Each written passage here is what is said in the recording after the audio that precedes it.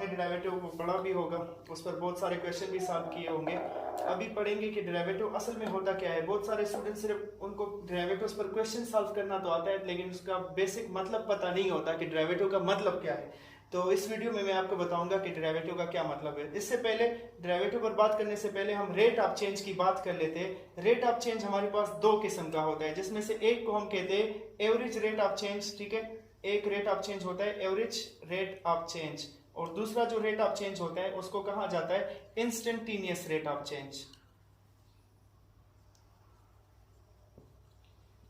अब ये दो किस्म के रेट ऑफ चेंज है हमारे पास। ठीक है, इसमें से एवरेज रेट ऑफ चेंज को पहले डिस्कस कर लेते हैं। सपोज करें कि आपके पास कोई कार है, वो यहाँ से स्टार्ट ले लेता है और यहाँ तक डिस्टेंस कवर कर रहा है। उसने 0 से लेकर 200 तक का किलोमीटर का डिस्टेंस कवर किया। यहाँ रेस से स्टार्ट लिया और 200 किलोमीटर का डिस्टेंस कवर किया, और सपोज करें कि इसने ये डिस्टेंस 4 आवर्स में कवर किया। ठीक है, तो जब हम इसकी कार की स्पीड मालूम करना चाहेंगे तो इसकी स्पीड कैसे मालूम करेंगे। जब भी हम किसी चीज का रेट ऑफ चेंज मालूम करते हैं ना, तो किसी भी चीज में चेंज जो आता है वो किसी और चीज की वजह से आता है। ये दो क्वांटिटीज के दरमियान रिलेशन होता है हमेशा। रेट ऑफ चेंज हमेशा दो क्वांटिटीज के दरमियान रिलेशन होता है। तो यहाँ पर भी अगर हम इस कार की स्पीड मालूम करेंगे तो ये हमारे पास डिस्टेंस और टाइम का रिलेशन हमें मालूम करना होगा, उसी से ये स्पीड आएगा।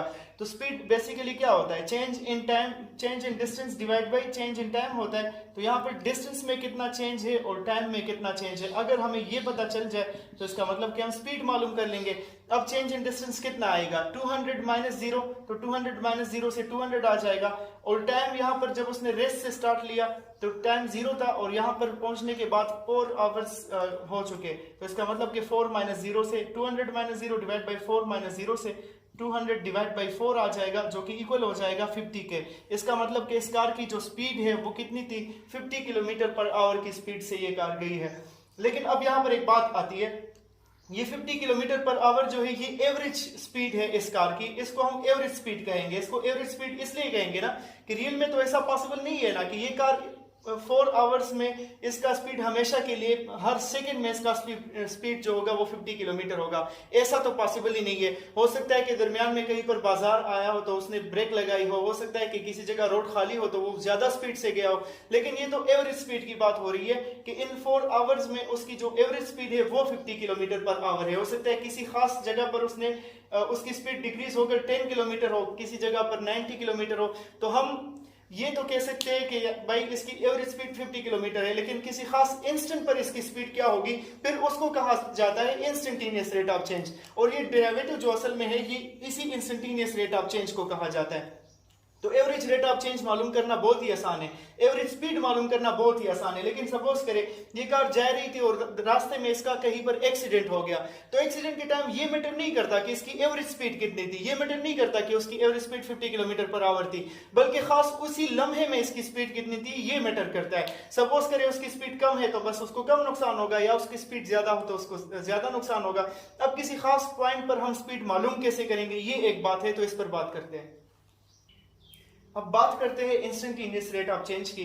तो सपोज करें कि ये कार जो यहाँ से जा रही थी और 4 आवर्स में इसने 200 किलोमीटर का डिस्टेंस कवर किया था, तो यहाँ पर हो सकता है मान लेते हैं कि t इक्वल टू 3 आवर्स पर एग्जैक्टली इस जगह इस कार का एक्सीडेंट हो गया, और हम मालूम करना चाहते हैं कि इस इंस्टेंट पर, इस खास लम्हे पर उस कार की स्पीड कितनी थी। तो अगर यहाँ पर मैं स्पीड मालूम करूंगा तो एक पॉइंट पर, देखिए चेंज हमेशा 2 पॉइंट के दरमियान होता है, फाइनल से हम इनिशियल माइनस कर देते हैं। तो एक पॉइंट पर मैं अगर चेंज इन डिस्टेंस देखना चाहूंगा तो चेंज इन डिस्टेंस इस केस में क्या होगा, डेल्टा डी को हम चेंज इन डिस्टेंस कह देते हैं। तो ये तो 2 पॉइंट के दरमियान होता है, तो इसका मतलब कि यहाँ पर चेंज इन डिस्टेंस जो होगा वो 0 होगा। इसी तरह नीचे चेंज इन टाइम क्या होगा, इसी खास इंस्टेंट पर चेंज इन टाइम भी 0 होगा। इसका मतलब कि 0/0 आ गया, और 0/0 मीनिंगलेस क्वांटिटी होती है, ये इनडिटरमिनेट फॉर्म है, इसकी वैल्यू ही हम मालूम नहीं कर सकते। ये आपको मैं पहले भी लिमिट में बता चुका हूँ, लिमिट में हम इसके बारे में पढ़ चुके हैं। तो अब हम क्या करेंगे, मतलब हम किसी खास इंस्टेंट पर स्पीड मालूम ही नहीं कर सकते? नहीं, ऐसी बात नहीं है, हम स्पीड मालूम कर सकते हैं, लेकिन इसके लिए हमें करना क्या होगा,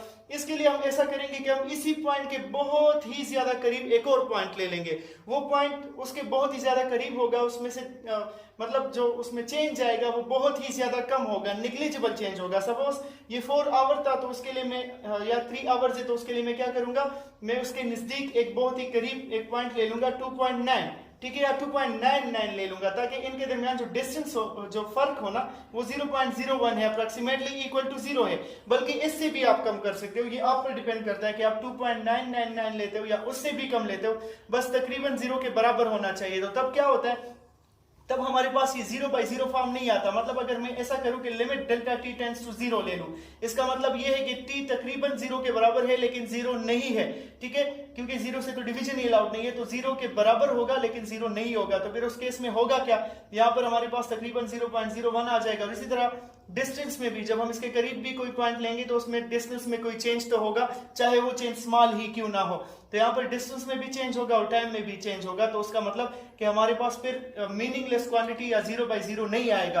तो इसका मतलब कि limit delta t tends to 0 की वजह से हम इस काबिल हो गए कि फिर उस खास इंस्टेंट पर हम वो स्पीड ये मालूम कर सके, और इसी खास किसी भी खास इंस्टेंट पर रेट ऑफ चेंज मालूम करने को ही डेरिवेटिव असल में कहा जाता है।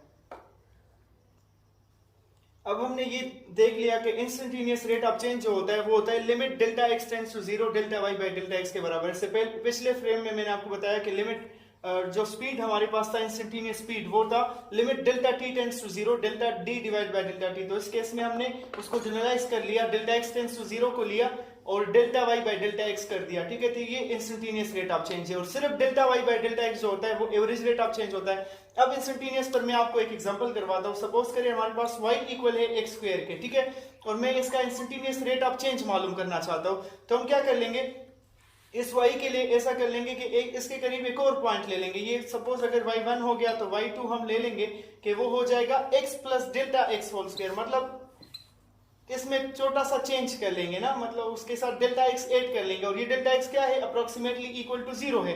तो फिर इस केस में हमारे पास जो रेट ऑफ चेंज होगा वो किसके बराबर होगा, limit delta x tends to 0, ये delta y by delta x की इक्वल हो जाएगा। लिमिट अगेन यहाँ पर भी डेल्टा x टेंड्स टू 0 कर लेते हैं, और इससे हम ये माइनस कर लेंगे। चेंज इन y क्या हो जाएगा, x plus delta x whole square minus x square हो जाएगा, और नीचे क्या होगा, चेंज इन x क्या हो जाएगा, x की जो सेकंड क्वांटिटी है उससे फर्स्ट माइनस कर लेंगे, तो x plus delta x minus x कर लेंगे, तो उससे हमारे पास सिर्फ और सिर्फ क्या आ जाएगा, डेल्टा x आ जाएगा। अब इसको मजीद सिंप्लीफाई करें तो limit delta x tends to 0 और x plus delta x square को एक्सपेंड कर लो फार्मूले से, तो x square plus delta x square plus 2x delta x आ जाएगा, और यहाँ पर माइनस x स्क्वायर अपनी जगह, तो ये x square minus x square खत्म, और नीचे हमारे पास रह जाएगा सिर्फ डेल्टा x। अब हम नेक्स्ट स्टेप ये कर सकते हैं कि डेल्टा x टेंड्स टू 0, यहाँ से डेल्टा x को कॉमन करें तो delta x plus 2x divide by delta x आ जाएगा। नेक्स्ट काम क्या हो जाएगा, चूंकि limit delta x tends to 0 है, तो इस डेल्टा x टेंड्स टू 0 का फायदा क्या है, इसका हमें ये फायदा हुआ ना कि हमने डेल्टा x टेंड्स टू 0 का मतलब ये होगा कि ये डेल्टा x 0 के बराबर नहीं है, ठीक है। तो 0 के बराबर नहीं है मतलब इससे हम डिवीजन कर सकते हैं। अगर ये 0 के बराबर होता तो हम डिवीजन ना कर सकते, तो इसका मतलब कि हम इससे डिवीजन कर सकते हैं। और दूसरी बात इसमें ये है कि ये तकरीबन टेंड्स टू 0 है, मतलब टेंड्स टू 0 का मतलब ये कि तकरीबन 0 के बराबर है, तो इसका मतलब कि डिवीजन हम इससे कर सकते हैं, लेकिन इसकी वैल्यू जो होगी वो तकरीबन 0 है। अगर हम इसके साथ 8 भी कर ले तो कोई असर नहीं पड़ेगा, तो मैंने इसको बस 0 मान लिया, ठीक है। डेल्टा x की जगह बस मैं 0 पुट कर लेता हूँ यहाँ पर, तो हमारे पास रह क्या जाएगा, 2x। तो इसका मतलब ये बना कि y is equal to x square में जो इसका जो इंस्टेंटेनियस रेट ऑफ चेंज आया हमारे पास वो क्या आया, 2x, और इसी 2x को कहा जाता है derivative of this x square, ठीक है। तो ये थी इंस्टेंटेनियस रेट ऑफ चेंज के बारे में बात। अब हम ये डिस्कस करेंगे कि derivative slope of tangent line के बराबर होता है, तो क्यों उसके बराबर होता है। डेरिवेटिव पर मजीद बात करने से पहले स्लोप ऑफ ए लाइन के बारे में पढ़ लेते हैं कि स्लोप क्या होता है। तो स्लोप असल में होता है कि measure of steepness of A line, के कोई लाइन कितना स्टीपर है तो उसके हिसाब से हम कहते हैं कि इसका इतना स्लोप है। स्लोप असल में अगर हम मालूम करते हैं तो राइज और रन की रेशो से मालूम करते हैं। सपोज हमारे पास यहाँ पर एक लाइन है, ठीक है, ये एक लाइन बना, तो इस लाइन का अगर हमने स्लोप मालूम करना है तो ये कैसे मालूम करेंगे, हम देखेंगे कि इसमें राइज कितना है और इसमें कितना रन है, ठीक है। ये इसका राइज बना और ये बना रन, तो रन और राइज की इस रेशो को राइज डिवाइड बाय रन से हम स्लोप मालूम कर लेते हैं। दूसरी बात ये कि सपोज करें यहाँ पर हमारे पास 2 पॉइंट है, ये लाइन 2 पॉइंट के दरमियान है, एक पॉइंट है x1, y1 और दूसरा पॉइंट है x2, y2। तो इस हिसाब से ये जगह पर यहाँ पर x1 होगा और इस जगह हमारे पास क्या होगा, यहाँ पर x2 हो जाएगा। इसी तरह यहाँ पर y1 होगा और यहाँ पर क्या हो जाएगा, y2। तो अगर हम स्लोप मालूम करना चाहे तो जिस तरह मैंने आपको बता दिया कि स्लोप होगा राइज डिवाइड बाय रन के बराबर, तो राइज क्या हो जाएगा, राइज असल में ये हो जाएगा, ये राइज है तो ये इसके बराबर है y1 और y2 के दरमियान डिस्टेंस के। तो डिस्टेंस हम कैसे मालूम करते हैं, फाइनल से इनिशियल पॉइंट माइनस करके। तो राइज बराबर हो जाएगा y2 minus y1 divide by run के। तो रन किसके बराबर, इसके बराबर है, और ये x1 और x2 के दरमियान डिस्टेंस है, तो रन बराबर हो जाएगा x2 माइनस x1 के। तो इसका मतलब कि जब भी दो पॉइंट दिए गए हो और उससे आपने स्लोप मालूम करना हो तो वो कैसे मालूम होगा, y2 minus y1 divide by x2 minus x1। Suppose मैं आपसे कहूं कि दो पॉइंट है 1 2 और दूसरा है 3 4, इनके दरमियान स्लोप मालूम करें, तो इनके दरमियान स्लोप क्या हो जाएगा, इनके दरमियान स्लोप बहुत आसानी से y कंपोनेंट के सेकंड y कंपोनेंट से पहला माइनस कर लो तो 4 माइनस 2 और divide by x2 minus x1 तो 3 माइनस 1। तो इसका मतलब कि 2 बाई 2 इज इक्वल टू 1। तो इन दोनों पॉइंट्स के दरमियान स्लोप क्या है, वो 1 आ गया। तो ये तो फार्मूला हो गया कि दो पॉइंट्स के दरमियान स्लोप कैसे मालूम किया जाता है। इसी के साथ एक और बात भी याद रखे, अगर ये लाइन यहाँ पर हॉरिजॉन्टल के साथ कोई एंगल थीटा बनाती है तो फिर ये राइज इसके सामने परपेंडिकुलर, ये राइट एंगल ट्राइंगल बना, राइज परपेंडिकुलर बना, रन जो है वो हमारा बेस बन जाएगा इस ट्राइंगल का इस थीटा के लिए। तो फिर क्या हो जाएगा, यहाँ पर टेंजेंट थीटा किसके बराबर हो जाएगा, राइज डिवाइड बाय रन के। तो इसका मतलब कि स्लोप को हम टेंजेंट थीटा से भी मालूम कर सकते हैं, अगर आपको वो थीटा मालूम हो कि वो लाइन हॉरिजॉन्टल के साथ कितना एंगल बनाता है। तो ये तो बात हो गई स्लोप की। अब हम डेरिवेटिव पर मजीद बात करते हैं। अब हम इस पर बात करेंगे कि derivative slope of tangent line क्यों होता है, ये इसके इक्वल क्यों होता है। तो पहली बात, मैंने यहाँ पर एक फिगर बनाया है जिसमें आपको एक कर्व नजर आ रहा है और इस पर मैंने दो पॉइंट्स लिए हैं। एक पॉइंट ये है कि यहाँ पर अगर x की वैल्यू x है तो मतलब फिर यहाँ पर y की वैल्यू f ऑफ x हो जाएगी। इसी तरह इससे थोड़े फासले पर मैंने x प्लस डेल्टा x, यहाँ पर x प्लस डेल्टा x है, यहाँ पर इसके साथ इस x के साथ मैंने डेल्टा x ऐड कर दिया, एक और वैल्यू ले ली, x में स्मॉल चेंज कर दिया, तो x plus delta x point यहाँ पर x प्लस डेल्टा x हो जाएगा, तो यहाँ पर y की वैल्यू जो होगी वो f of x plus delta x होगी। तो दो पॉइंट के दरमियान जब हम रेट ऑफ चेंज मालूम करते हैं तो मैंने आपको बताया था कि वो एवरेज रेट ऑफ चेंज होता है। तो यहाँ पर अगर हम एवरेज रेट ऑफ चेंज मालूम करेंगे ना तो वो स्लोप ऑफ सीकेंड लाइन के भी बराबर हो जाएगा। याद रखिए, जब भी दो पॉइंट के दरमियान कोई लाइन होता है तो उसको सीकेंड लाइन कहा जाता है। ये एक सीकेंड लाइन है। अगर हम इसका स्लोप मालूम करना चाहे तो स्लोप कैसे मालूम होता है, जिस तरह मैंने आपको बताया कि राइज डिवाइड बाय रन से, तो इसमें राइज कितना है, देखिए अगर आप राइज इस लाइन में चेक करें तो वो क्या हो जाएगा और रन क्या हो जाएगा, या उससे मैंने आपको फार्मूला भी स्लोप का बताया था। तो यहाँ पर स्लोप ऑफ सीकेंड लाइन बराबर हो जाएगा, स्लोप ऑफ सीकेंड लाइन या एवरेज रेट ऑफ चेंज जो होगा वो इक्वल किसके हो जाएगा। हम राइज को देखते हैं तो f of x plus delta x, इससे ये माइनस हो जाएगा, f of x plus delta x minus f of x हो जाएगा, और नीचे क्या होगा, x plus delta x minus हो जाएगा, x के दरमियान चेंज, तो x plus delta x minus x में ये x और x खत्म हो जाएंगे, तो हमारे पास बाकी क्या रह जाएगा, सिर्फ और सिर्फ डेल्टा x। तो इसका मतलब कि ये स्लोप ऑफ सीकेंड लाइन जो आया ये असल में हमारे पास ये एवरेज रेट ऑफ चेंज भी होता है, एवरेज रेट ऑफ चेंज, ठीक है, ये इसके बराबर हो गया। तो अब ये तो स्लोप ऑफ सीकेंड लाइन था। अगर हम और एवरेज रेट ऑफ चेंज के ये बराबर आया, लेकिन अगर हम इंस्टेंटेनियस रेट ऑफ चेंज मालूम करना चाहते तो तब क्या होगा, तो किसी एक पॉइंट पर हम इसमें रेट ऑफ चेंज मालूम करना चाहते हैं तो उस पर बात करते हैं। तो याद रखिए, अगर इसमें हम डेल्टा x टेंड्स टू 0 कर ले, ठीक है, ये डेल्टा x की वैल्यू को बहुत ज्यादा कम कर ले, तो जितना हम इसकी वैल्यू को कम करते जाएंगे ना, ये हमारे पास x प्लस ये डेल्टा x है, ये जो यहां से लेकर यहां तक डिस्टेंस है ये डेल्टा x के बराबर है। तो जितना हम इस डेल्टा x को कम करते जाएंगे, सपोज करें मैंने डेल्टा x को यहां पर शिफ्ट कर दिया, तो फिर ये पॉइंट आ जाएगा यहां पर और हमारे पास ये सेकंड लाइन इस तरह से आ जाएगा।